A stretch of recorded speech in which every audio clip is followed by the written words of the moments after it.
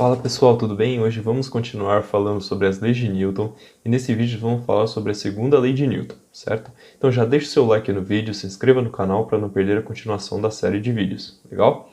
Relembrando um pouco da primeira lei de Newton, ela diz que o objeto em repouso permanece em repouso e um objeto em movimento com velocidade constante permanecerá em movimento a menos que seja afetado por uma força resultante, e isso nós vimos na última aula, certo? Aí aparece a pergunta, como que a força resultante altera a velocidade constante de um objeto, ou como ela altera o estado de um objeto? É isso que a segunda lei de Newton explica. Essa lei ela é conhecida como princípio fundamental da dinâmica e nos dá a fórmula força resultante igual a massa vezes aceleração. Devemos lembrar, pessoal, que a força e a aceleração elas são grandezas vetoriais, certo? Temos que tomar cuidado com isso aqui, ó. A força e a aceleração são grandezas vetoriais. Certinho? A aceleração, nesse caso, pessoal, ela é proporcional à força aplicada. E a massa representa a inércia desse corpo, que é a dificuldade de mudar o estado do corpo. No caso, por exemplo, você tirar um corpo do repouso, entendeu? Então, por exemplo, aqui, pessoal, a massa ela é igual à inércia. Certo? Ela representa a inércia do corpo nesse caso aqui. Então, quanto maior for a massa desse corpo, menor será a aceleração gerada pela força que eu aplico, certinho? E o que isso nos mostra? Se pensarmos o seguinte, se eu aplicar uma força no corpo, talvez eu mude a velocidade constante dele. Mas como que isso vai acontecer? A segunda lei, ela nos diz assim, ó. Vamos olhar esse exemplo aqui. Se eu aplicar uma força resultante nesse lado aqui desse corpo, no caso aqui, ó, uma força desse lado do corpo aqui, certinho? E vamos falar aqui em força resultante pelo seguinte, né?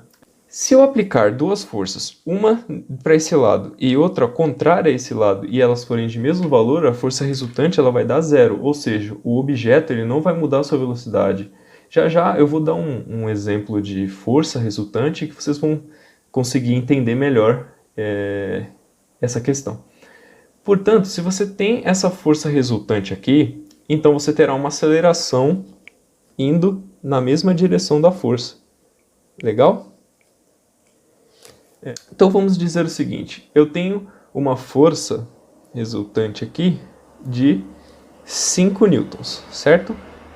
E esse corpo ele tem massa de 2 quilos. E eu quero saber o quê? Eu quero saber a aceleração desse corpo. Legal?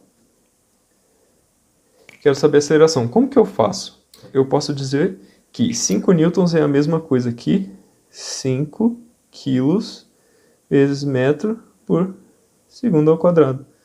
Legal? Então, substituindo na fórmula força resultante é igual a massa vezes aceleração, vamos ter o quê?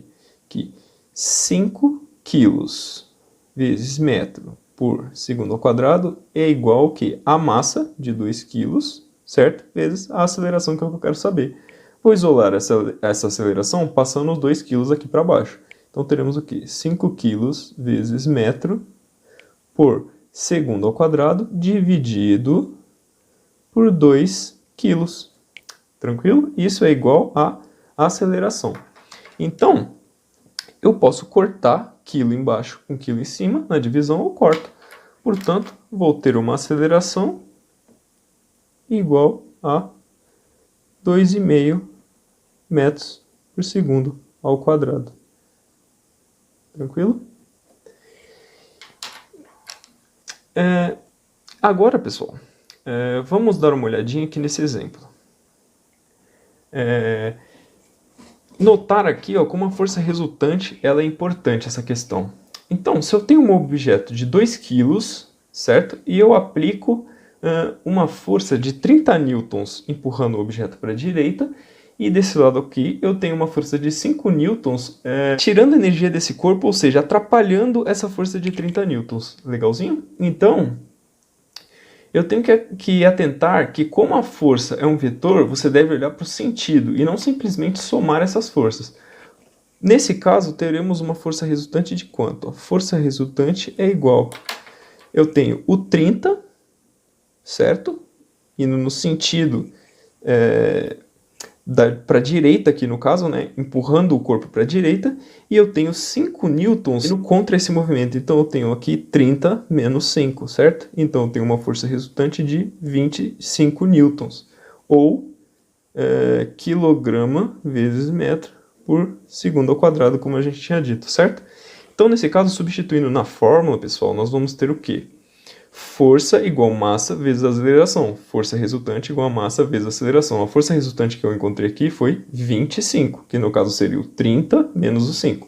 Então, seria o quê? 25 quilos vezes metro por segundo ao quadrado. Isso é igual ao quê? A massa de 2 quilos vezes a aceleração. Aceleração é a minha incógnita da questão, é o que eu quero encontrar. Portanto, isolando ela, passando 2 dividindo, eu tenho 25 quilos vezes metro por segundo ao quadrado,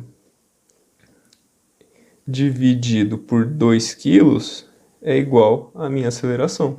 Eu corto o quilo, eu fico com o quê? A minha aceleração, ela vai ser quanto? 25 sobre 2, que no caso aqui vai dar 12,5 metros por segundo ao quadrado. Tranquilo, pessoal? Então, sempre devemos nos atentar a essa questão da força resultante. Como a força é um vetor, eu tenho que sempre olhar para o sentido dela na questão que aparecer para você. Tranquilo, pessoal? Então, pessoal, por hoje é isso. Quero agradecer a vocês a atenção.